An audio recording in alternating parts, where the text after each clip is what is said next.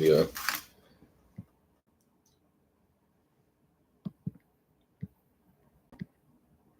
That's okay. All right. I'm going to go ahead and TikTok.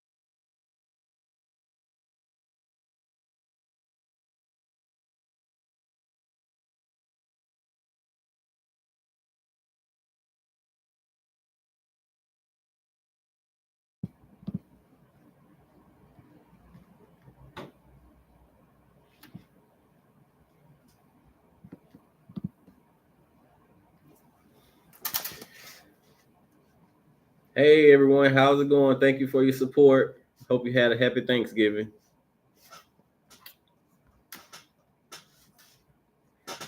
So I'm Dr. Jackson. I am the owner here at Paws Animal Clinic and Urgent Care. I used to do these live sessions when I lived in Vegas, and I found them very helpful just for educational purposes and just to connect with my followers that I may not necessarily see. So I do appreciate you all. I'm going to try to answer any questions that you may have. So definitely drop your questions in the comments. Send us DM messages, and we'll try to address them as we get them to come in. So again, I'm Dr. Jackson. A little bit about myself. I am from Mansfield, Louisiana, born and raised a country boy, but now I've been translocated to Atlanta, and I've actually enjoyed Atlanta. I have quite a following here, and great clients, helping a lot of pets as well. So I started Paws Animal Clinic and Urgent Care a little bit.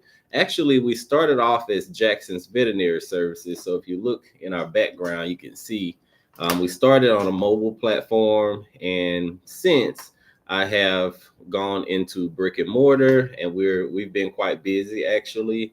At this current moment, we're not doing mobile services in the Atlanta area, but we hopefully would start that back in 2026. So Softpaw started with just a table, tent, and a cooler, and we would go to lower income areas and set up in the community just to kind of help out the pets or the people that didn't think they could necessarily afford veterinary care.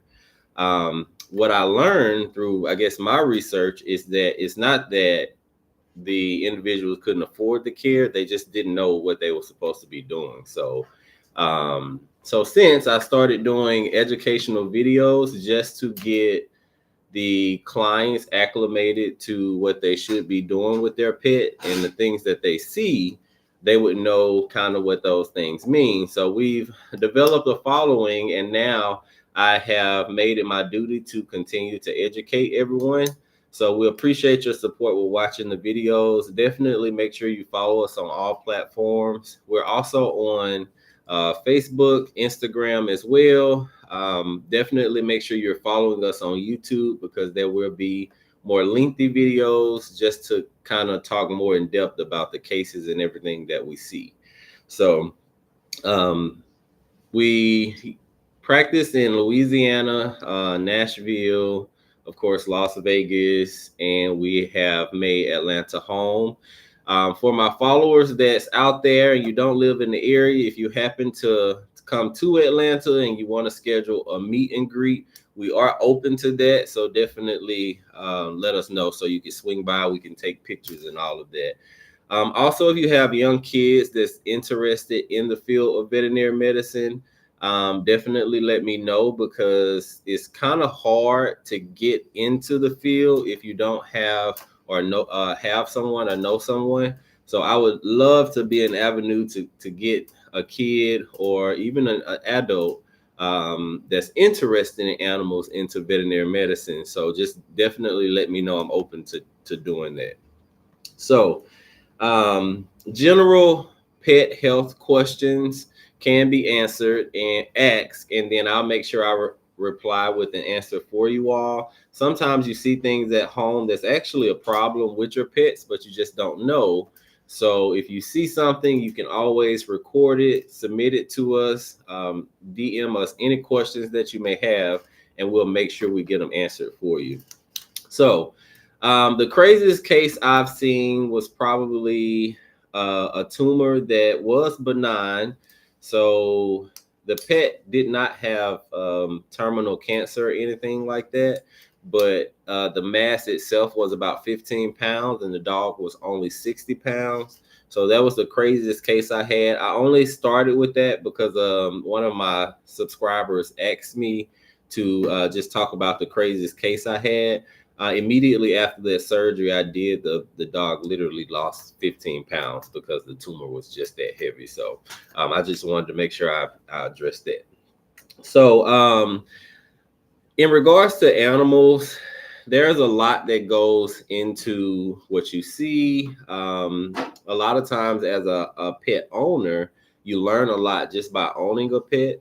But for those individuals who's interested in, owning a dog or cat, or anything like that, but you're just nervous or you have anxiety, we can also help you with that. We can definitely talk about, the health care of that particular animal, what dog or cat may be best fit for what your needs or desires are. So you don't have to have anxiety about that either.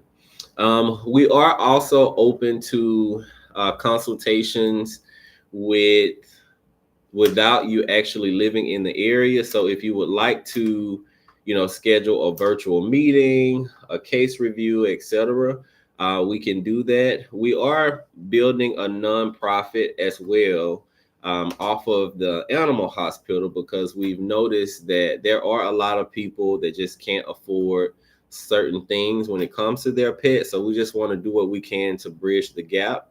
Not only will we be helping pets with their health care, but we will also be aiding in mentorship, public speaking engagement, appearances at middle schools, elementary schools. We would love to do petting zoos and things like that. So January 2nd, we do plan to roll out our nonprofit. So just be aware about that. We would love your support. Make sure you follow us, and then we'll also post the stories about who we've helped, the cases of the pets that we've helped, just to keep you all engaged. So our platform has kind of gone globally, so we also want to keep all of our supporters involved, even though you're not local. So if you stay tuned in, we'll always post updates about the cases and things such as that. So how did I get into veterinary medicine? Well, I was raised in a small town, of course, Mansfield, Louisiana, where, a town of, everyone basically knew each other. So my uncle Dale Ross would come and pick me up every day, and we would go work cattle. Fun fact, I actually used to rodeo. I know that may sound crazy, but yeah, I used to rope cattle. I did a little bit of steer wrestling and things like that. But although I don't wear my boots every day anymore, I'm still a country boy. So got into veterinary medicine by way of my uncle Dale. I went to Southern University in Baton Rouge, where I had a family member who worked at the university that was also a veterinarian. She's in academia, and I love medicine, so we just kind of helped each other. I definitely wouldn't be where I am without her, Dr. Renita Marshall. She's over at Southern University. So if you have any students interested in animal health, animal medicine, veterinary medicine, I would encourage you all to contact Dr. Renita Marshall at Southern University, and she is located in the ag department. She would be a great avenue to get you in the door. Um, if you have a kid that's getting ready to go to college, or someone that's already in college that's just interested in veterinary medicine. Went to Southern University and graduated. Then I went to Tuskegee and I did a master's degree at Tuskegee in animal and poultry science. And I also went to veterinary school at Tuskegee as well. One of the greatest institutions that to date, in my opinion, in regards to training the students. I graduated knowing how to do whatever I needed to do. So I was very confident, had a lot of practice, but still you have to be in a place that's willing to nurture what you're doing. So graduated Tuskegee, and I went to work in Houston with some colleagues. I also got promoted to a medical director gig in Las Vegas, and from Vegas I went to Nashville, where my mobile practice really took off. And from Nashville, I relocated to Atlanta, Georgia. So we're here. We're here to stay. We are planning to, expand our service area as well. So if you have an area that is um, lacking in veterinary care, let us know, and we'll see what we can do to try to help out. Um, I got a question. How was the Navily for you? To be honest with you, when we all are so for you all that don't know, the Navily is the exam that allows us to practice veterinary medicine, and we have to pass it in order to be licensed. That test for me, I feel like it's stressful for everyone because you just don't know how you're gonna do. I passed with flying colors, but at the time, especially when you're taking it, you don't feel like you did well. So a lot of times when you're studying for Navily, you just have to be very confident in what you do know, and don't let the fears and the anxiety sneak in. But if you would like to talk more about that, or if I have a lot of vet students that's following me that have interest in knowing, how Navily was for me, definitely DM me, because we can set up a separate Zoom call or something to talk about that. Um, but yeah, so we're gonna get started. The top wellness things you need for, we're gonna talk about dogs and cats. So your dog, typically you're going to get your dog as a puppy. So puppies need annual vaccines, but the vaccines first must be boosted, which means they have to get multiple vaccines in a short period in order for them to be an annual exam. So the main vaccines your pet would need would be rabies. The rabies vaccine is legally required, guys. That's not something that we get to choose about. And if you don't want to vaccinate your baby, you do have the option to do titer testing in some states. But the rabies vaccine is something that you must get. We are not in control of that. It is federally regulated, and it has kept the entire United States safe in regards to the rabies virus contracting, uh, human contracting the rabies virus as well. Also, if you don't have the rabies vaccine, it is possible for your pet to need to be quarantined for a minimum of 10 days. And in certain cases, sometimes, unfortunately, your pet may need to be euthanized so that we can do the testing for rabies. We haven't had to do that especially here at our location for quite some time, just due to how well the United States veterinarians do with vaccinating rabies. But you definitely don't want to not get the rabies vaccine. If you don't do anything else, make sure you get the rabies vaccine. All right, for dogs, number two, the most important vaccines outside of the rabies vaccine is the distemper parvo combo vaccine. That vaccine prevents the pet from contracting parvo, distemper, other illnesses. A lot of times, although it's not legally required, if you do not get the distemper parvo vaccine and your puppy goes outside, they can contract parvo, which costs thousands of dollars to treat and is extremely expensive. Honestly, out of 10 cases, we may be able to hospitalize two due to how expensive it actually is. So the vaccine's less than $40. It's more cost effective for you to get the vaccine compared to try to treat parvovirus because it costs thousands of dollars. Um, the next vaccine I'll talk about in regards to dogs is Bordetella, which protects against kennel cough. So if your pet is going to dog parks, daycares, anywhere that there's multiple pets, you want to make sure you get the Bordetella vaccine. It is not something that's typically fatal, but it can cost you a lot of money, and the pets just don't feel well if they get sick. All right. She said, my cat has a 3-year rabies. Oh, that's amazing. So sometimes your pet may qualify for a 3-year rabies vaccine. If your pet does not get a 3-year vaccine, or a 3-year rabies vaccine, the only other option is a 1-year. So if you have a good rapport with your veterinarian, you go in on time, a lot of times you can request the the 3-year rabies vaccine. That way you don't have to get it every single year. Yes, my cane corso has kennel cough as we speak from the dog park. Yes, it's now let's talk about that a little bit. And we're not going to get too sidetracked, but the only way we know that it's kennel cough is if we test it for it. So a lot of times we will treat for kennel cough. It is one of the more common things. But keep in mind that your baby also can get canine influenza, mycoplasma, other respiratory illnesses. So if you go to your veterinarian, I would encourage you to request testing to be able to diagnose whether it's kennel cough or if it's something else. So make sure you get your Bordetella vaccine. So we've talked about 3 vaccines so far. First one is the rabies. There's a 1-year or a 3-year. Most of the time, a 1-year is required before your pet may qualify for a 3-year vaccine. The second vaccine was the distemper parvo vaccine.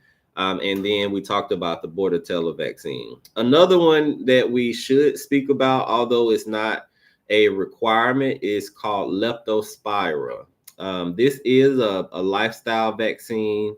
And when we say that, that means if your pet's lifestyle includes going to dog parks where there's lakes, standing water, even in your backyard. If you have standing water in your backyard, Leptospira is a bacteria that can live in that water.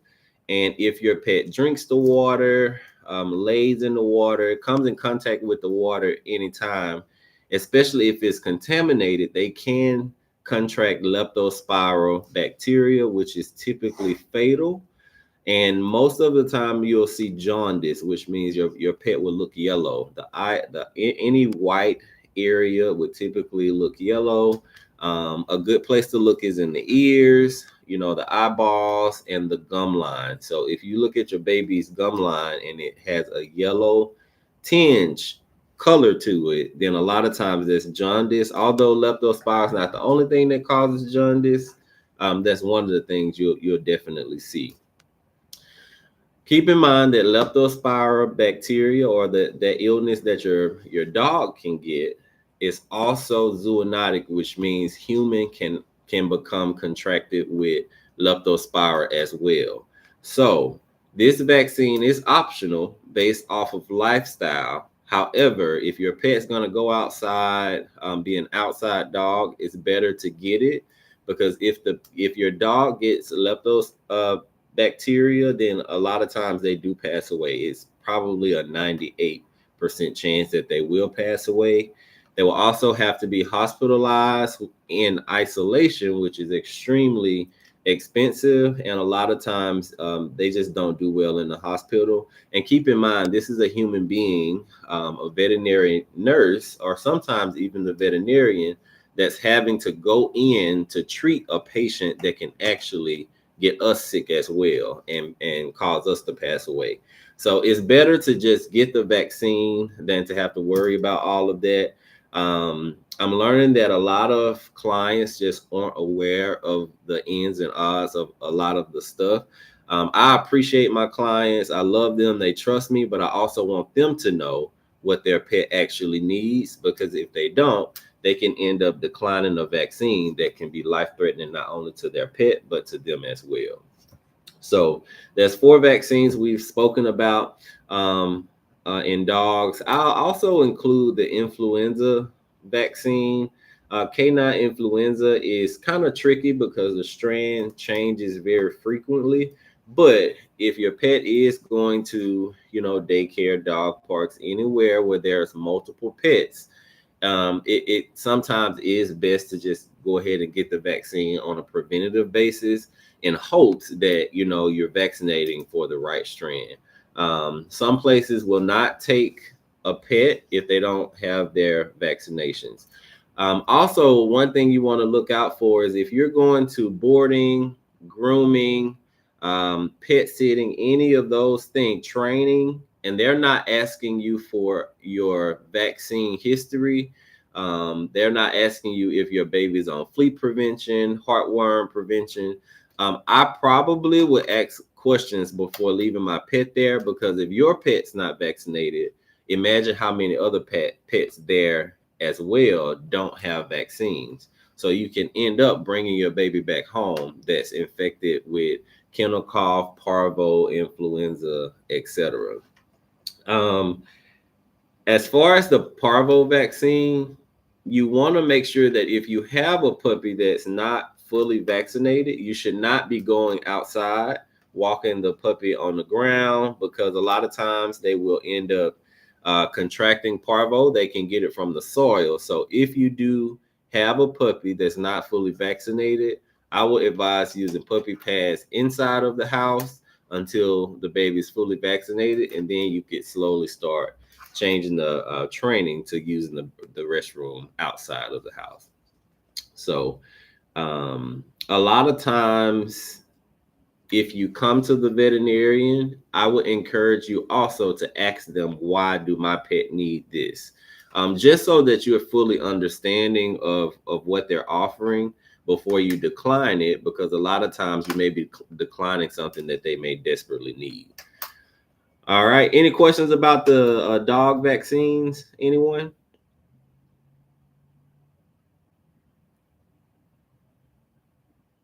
Yes. Dogs can get disease from kissing bugs, as well as fleas, ticks, other insects as well. So they can definitely become infected, which is why you really want to do what you can to keep them vaccinated, keep them on their prevention, so that you don't have to worry about things like that. So we talked about dog vaccines. Let's go a little bit further into the other wellness services that's recommended. Um, Number one, I would say a fecal screening or a fecal test. So if you're going in with your pet or your cat, and you can take a fecal or a poop sample, please bring it with you, because it will minimize anxiety with your pet if we have to get a sample. But also, you want to make sure you get that test done. There are so many parasites that exist, and yes, we can prescribe a dewormer, but we want to prescribe one that's going to work well based off of the parasite that your pet has.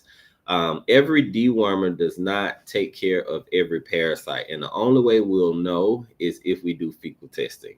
So when you go into the veterinarian's office, do not decline the fecal test. That is desperately needed, and I recommend at least once a year testing for parasites, as long as your baby is staying on the heartworm and the flea prevention.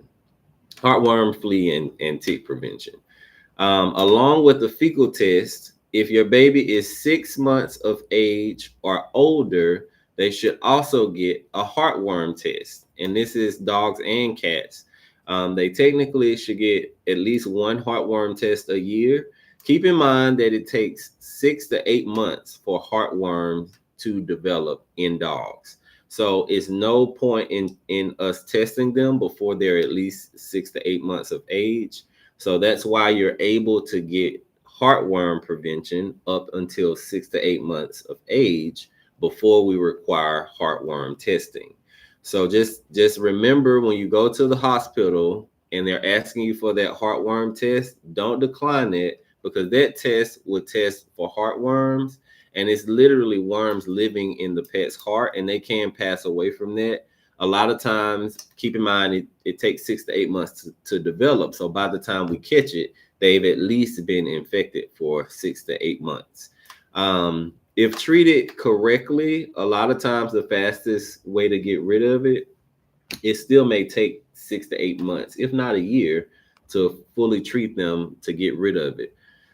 Once the heart is damaged, it is not repairable, and the kidney also is another organ that once the organ is damaged, there's no way to actually repair the tissue.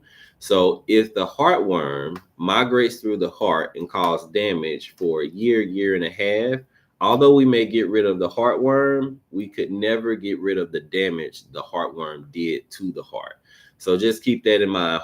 Dogs that has had heartworm disease sometimes have chronic coughs, chronic heart issues, simply due to the amount of damage the heartworm did.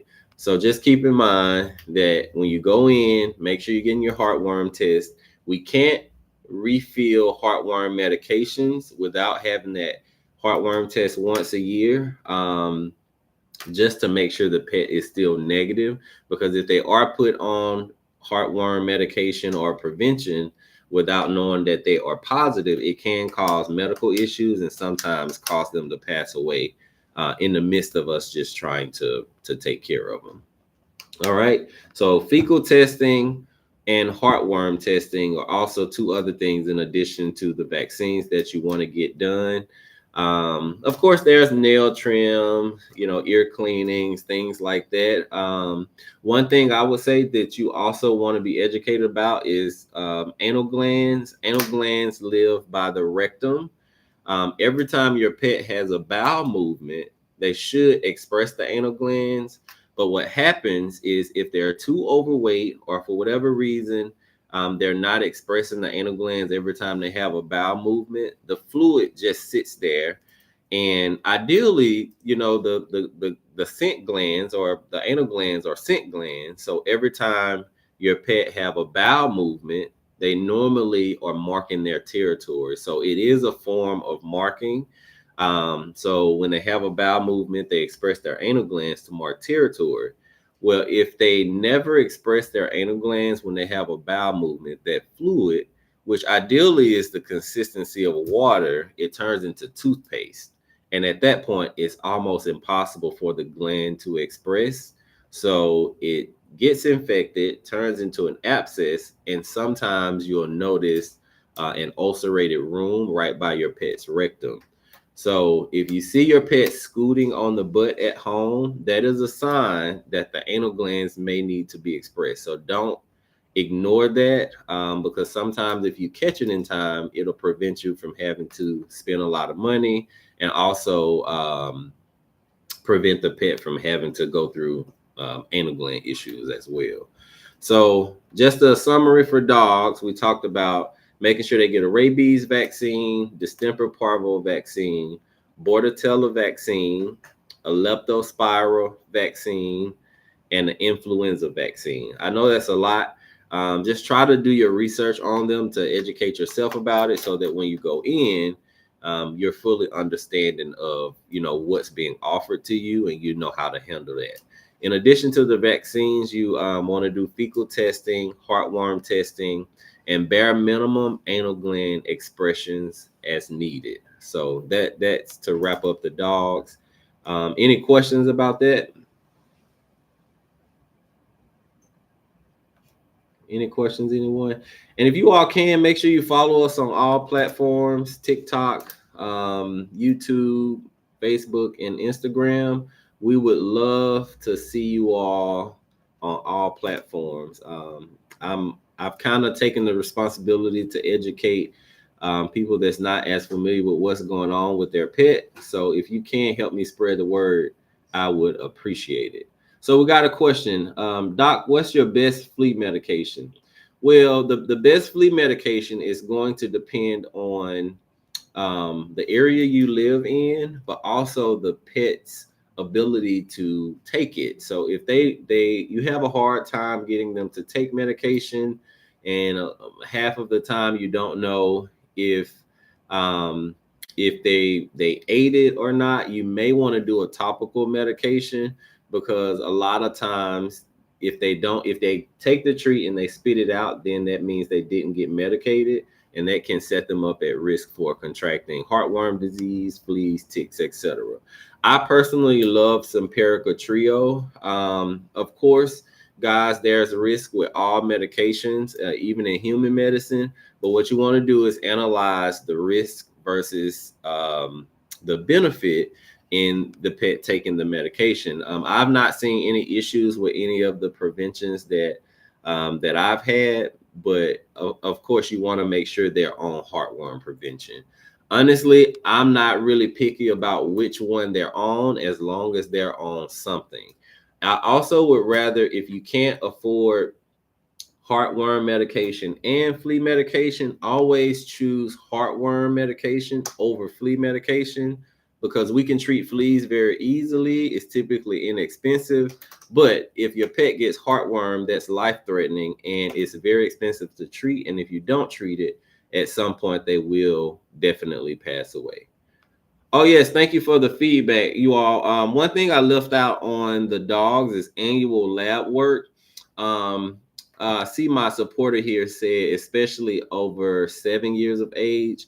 I would even challenge that. I would say if your pet is 3 years old, there's different packages in regards to blood work that we can do. We can at least do a young or junior's lab work panel compared to a senior. But if your pet is over 3 years old, you should be doing annual lab work as well. And this is to help us catch things like kidney disease, liver disease, anything that may show up on diabetes, anything that may show up on lab work. Your dog also can get hypothyroidism. Most of our humans should hopefully be familiar with that, but it is something that humans struggle with as well. Your dog can get the same thing, causes them to sometimes have skin issues, but the biggest thing we see is chronic weight gain. They have trouble losing weight, and cats actually get the complete opposite. So thank you for that. Definitely want to do annual lab work. All right, so I'm going to go to cats, and I'm writing down best advice for supplement for lipoma. Okay, I wrote that down. All right, so for our cats are very easy. What we need to do is break down whether the cat is going to be an inside only cat or a cat that's going to potentially have access to the outdoors. So, of course, just like the dog, cats will need the rabies vaccines. They will always need rabies vaccines. So, with the nonprofit, we're hoping to be able to help do more of a catch and release program where we will catch the stray animals and kind of fix them, give them a rabies vaccine, and then we'll release them back to go, and live their lives outside. But that at least helps them not reproduce and ensure that they don't have rabies, the rabies virus. So So with our nonprofit, we're planning to help with that as well. But yes, number one, you want to do your rabies vaccine on your cat. And then there's one core vaccine outside of rabies called the FVRCP vaccine that is an upper respiratory vaccine. It protects and prevents, hopefully, if the vaccine is administered in time enough, to prevent like herpes virus, calicivirus, viruses that typically cause upper respiratory symptoms. So you want to make sure that vaccine is administered, irrespective or of if they go inside, if they stay inside, or if they go outside as well. Now, for outside cats, there are two illnesses that can be transmitted very easily. The first one that I'm going to talk about is FIV, which is very similar to HIV in human. This is transmitted through bite wounds, and typically cats can be very territorial. So if they are outside and you have intact or unneutered male cats, they're typically the ones that gets into the fight because they're trying to uphold their territory. When they actually get into a fight, they bite each other, and that's how they actually transmit the FIV virus. There used to be a vaccine against it, but the issue is that if the pet was vaccinated and they tested positive, we didn't know whether it was the vaccine that was causing them to test positive or if they actually had the virus. So unfortunately, the FIV vaccine is no longer available. Um, FIV positive cats can live a healthy lifestyle, but it is best if they are in a single cat household without having any access to the outdoors, just to make sure that if they do get bitten or scratched, they don't have an issue healing, from bacteria, etc. Because it's a virus that can potentially cause immunosuppression and suppress their immune system, which will allow them to get sick. So if your pet goes outside, I do recommend getting them tested for FIV every single year, because if they get it or if they have it, you need to know that, because their lifestyle drastically needs to change to prevent them from becoming further ill. Um, Now, the other vaccine that I'm going to speak about is called feline leukemia. It can be transmitted in cattery shelters. Even if you have multiple cats in your house, it can be transmitted simply by sharing a water bowl. So it kind of lives in the saliva. So anything the infected animal touches, a healthy pet can also come behind it and get the same thing. So that's the FELV virus, and there is a vaccine to protect against that. So typically, there's a combo test that tests for feline leukemia, FIV, and heartworm disease in cats. And a lot of times, we typically do that, or at least offer it once a year when the pet comes in for the annual. So we'll test for that. Just keep in mind, you can vaccinate against FELV, but FIV, you cannot vaccinate against. And if they are positive, they should be in a single cat household. Just as dogs, cats should also be, tested for intestinal parasites. They also should receive annual lab work as well. Cats are very prone to chronic kidney disease. So a lot of times we really try to screen them to make sure that they don't have kidney disease and we just not know about it, because they can use something similar to dialysis that can kind of prevent them from having a tough time battling renal or kidney disease. So for the most part, I think we talked about the most common wellness things your pet needs in regards to cats and dogs. And guys, keep in mind that these services honestly aren't that expensive. I will say that as a puppy and as a kitten, they will need to come in once a month for at least 2 to 3 months, just to make sure that they are fully vaccinated. But after that, we're only seeing you once or twice a year, unless your pet, becomes ill or has some type of infections that needs to be seen. All right. Any questions, guys? And we're going to go back through all the comments and make sure we address all of them. Any questions? Yes, we are open to traveling. If you are in an area or a state that is in desperate need of vet care, we can set up an event where we offer vaccines and things like that to the community. So if you can inbox us, definitely let us know. I see New York on in the comments, California. Any areas that you all need. Keep in mind, we also have colleagues that may be close to you that I went to school with or that I just know. There's a lot of great veterinarians out there. So just let us know if you need anything, and we'll try to see what we can do to bridge the gap. All right. So I see a question here that's asking about lipomas. A lipoma is a mass that's typically on your pet's skin, and although it's not metastatic, it's not typically metastatic. They can grow, although they are benign. If they do grow and they're in a really bad area, that can cause concerns in regards to surgery. So ideally, if it is a lipoma, irrespective of where it is best to get it removed when it's very small, because a lot of time as the pet ages, they may develop, diabetes, kidney disease, things like that. They may make anesthesia quite risky. So if your pet's getting a dental cleaning or sedated ear cleaning or anything that will allow the veterinarian to take the tumor off, it is best to just go ahead and have it removed as soon as possible. And I will be probably within the coming weeks. I just actually lost my baby to bone cancer. It popped up out of nowhere. It was nothing I could have done. She just woke up one day limping, and that's just things that you don't anticipate. So just make sure you're paying attention at home, because had I not been paying as close of attention, I probably would have missed her symptoms that she was having that kind of told me that she had cancer. So, all right.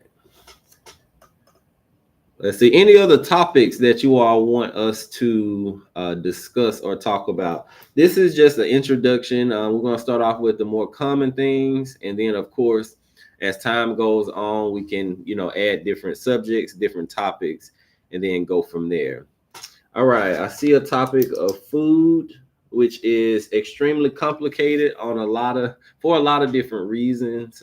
Food can be quite complicated, but we'll add that. Just make sure that you are not using a grain-free diet. Grain-free diet has been linked to heart disease in dogs. I have diagnosed cases myself, and it is quite sad. The youngest baby, I think, was 6 months of age, and her name was Aria. I actually trained her during the pandemic, and she had heart disease because she was fed a grain-free dog food. Grain-free food sometimes do help with skin issues, but it's not a good idea to trade skin issues for heart disease. So I rather feed the grain-free diet, speak to a dermatologist, a vet dermatologist, and they can help you figure out the skin issues. But definitely don't feed the grain-free food until we figure out why it's linked to heart disease. There's some research going on to figure it out, but just be patient with us until we get that confirmation. Any other topics? Anybody?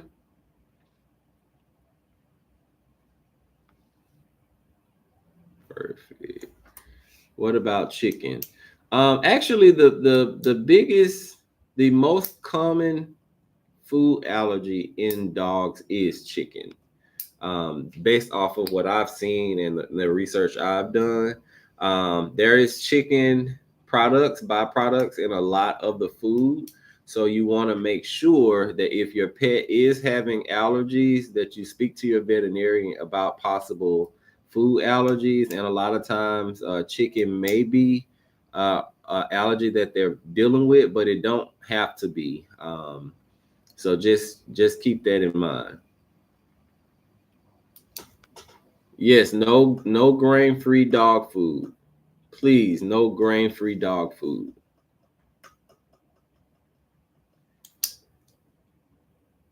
All right. All right. So we got a question about the best way to keep your pet's teeth clean. And the easiest answer I can give you is not the easiest to actually do, is to brush your pet's teeth daily, sometimes twice a day if you can. There is not a single supplement that is going to keep the tartar off of your pet's teeth. Keep in mind that dogs and cats don't have hands like we do, so they use their mouths sometimes to kind of compensate for that. So just keep in mind that just like you, even you brushing your teeth every day, sometimes 2-3 times a day, you still every 6 months supposed to go in for your dental cleaning. Pets are honestly the exact same way. Now, some pets can go a year, potentially 2 years without needing the cleaning. If you are taking care of it at home, you know, the dental brushing, there's water additives that you can get. It's really enzymes to break down hard tartar on the teeth. Um, but there's nothing that you can give to prevent a pet from needing to have a dental cleaning. I understand that as the pets gets older, you get more and more concerned about, um, anesthesia, etc. Honestly, I've anesthetized 16-year-old dogs, 17-year-old dogs. As long as we do a thorough workup before anesthesia, I've not really had any issues at all. Now, anesthesia, it is risky. There are some unknown things that can happen. We can't predict everything, but what I will say is that your pets not getting a dental cleaning can shorten their lifespan compared to you not administering anesthesia when your pet actually qualifies for it. So, yes, frozen carrots are good. Any kind of frozen vegetable is great. Um, if you're gonna give bones, you just want to make sure that they're not too hard and your pet's not chewing to the point to where their teeth are becoming excessively worn down, or that they're actually breaking their teeth. Some dogs have um, great jaw strength, so as they're chewing, if the bone is hard, a lot of times they'll get a fractured tooth as well. So just keep that in mind. There's a lot of supplements in regards to teeth. Also, dental calculus on the teeth can potentially have a genetic component. So the genetics of the dog sometimes can aid in whether the pet has really bad teeth or not. In addition, if your cat or your dog eats more wet food or soft food, a lot of times their dental tartar is going to be much worse compared to if they were eating a hard food or food that's crunchy. Yes. Yes, I'm glad you caught that and changed the treats and didn't give them any more bones, because they can mess their teeth completely up. And dental work is expensive, guys. If your pet has to have any teeth taken out, it is extremely expensive. You probably won't be able to get out of the veterinarian's office with a bill under $1,000 from a broken tooth. Even dental cleanings can be expensive. Now we do a special during dental month. Dental month's coming up. It's February of 2026. We run our special from February all the way until April. So we do discounted dental cleanings the month of February. So your veterinarian may do that. You may want to just kind of inquire to see if they do run a special for dental month.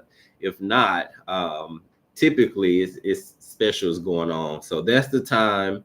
If you are financially restricted, that's the time to get your pet's teeth cleaned, when there are dental specials going on, and that's the month of February. All right, guy. Any more questions before we end the live today? I appreciate everybody's support. If you can share the live, um, Follow us on all platforms. We are appreciative, and we look forward to seeing you all at some point. Annual dental cleans and x-rays are offered within, yes, wellness plans. Yeah, and if you don't have a wellness plan, you can try to get one. I don't think they are beneficial for all cases and all pets, but if it works for you, then definitely get one. I would encourage you to get pet insurance if you can afford a wellness plan. I honestly prefer you pay for pet insurance because the pet insurance will pay for the things that you just do not anticipate happening. And there are some that work similar to human insurance. So if you come in and the bill's $1,000, you may leave out paying $100 compared to paying the full $1,000. So there are insurances that'll pay us directly so that you don't have to leave out paying a lump sum and wanting to be reimbursed. But I personally, if you can afford it, definitely, if you can do the wellness plan, do the wellness plan. But I personally recommend getting pet insurance over the wellness plan because the pet insurance is going to take care of things that you just did not anticipate. All right. Oh, thank you. Thank you for the comment. We appreciate that. All right, guys. So if you can just shoot us some more questions, we will send out when the next live will be, likely in 2 weeks. If you can send, we got a lot of stuff to talk about, but we also want to get your questions answered and tailor the live streams to, the content that you all are actually interested in. Other than that, we do have a list. We'll kind of go down our list and go from there. But if you have any questions, if it's any way we can help, if you have students looking for mentorship, pets that you need second opinions on, if you would just like to do a meet and greet, an appearance, anything you need, definitely let us know. You can inbox us or shoot us an email. Our website is softpawsac.com. That's SOFTPAWS. A is in apple, C is in cat.com. So if you need us, just let us know. But until then, we'll appreciate y'all and just look out for the next live stream. All right, we'll appreciate you.